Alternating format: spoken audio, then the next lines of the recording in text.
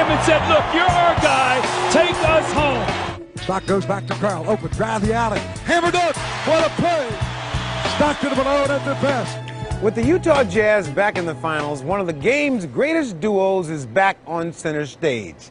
Stockton and Malone, more commonly known as John Stockton and Karl Malone.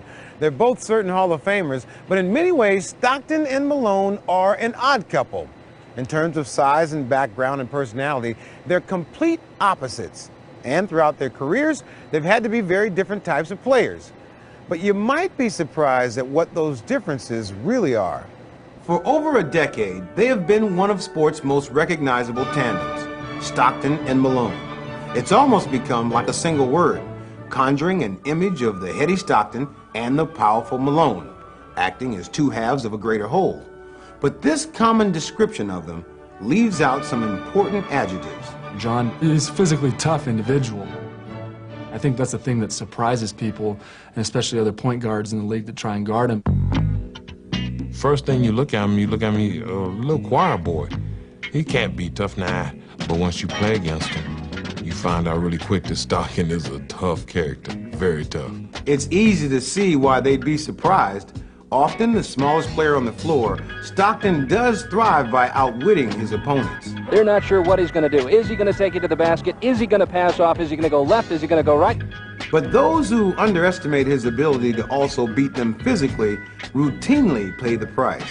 They're bigger than he is, they're stronger than he is, they're quicker than he is, but they cannot dent him physically.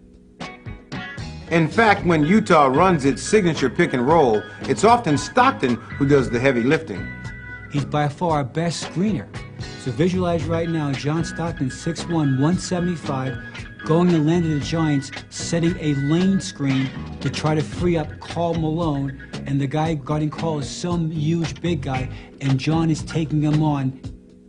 Stock set a lot of screens for me, but he'd do probably the best job on setting screens, and it's been great for me in my career.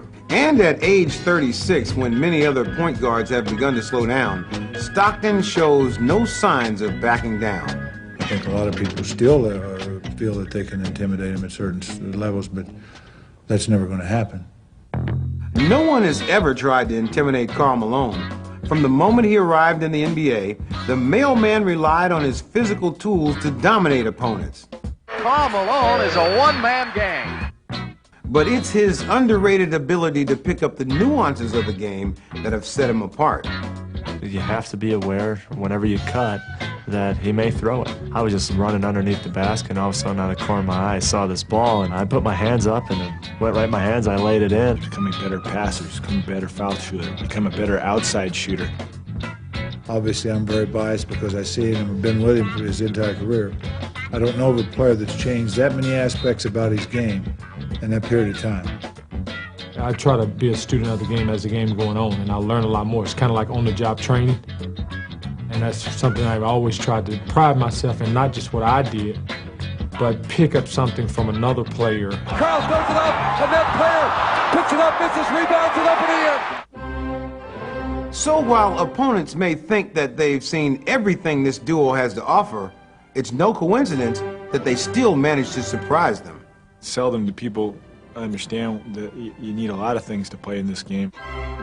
I think to limit me as a cerebral player or Karl as just a physical player, it's not characterizing the players the way they really are. But if others misunderstand these two players, they have always understood each other. There's no doubt in my mind what he's thinking. And I don't think there's any doubt in his mind what I'm thinking when we get on that court. And that's to win.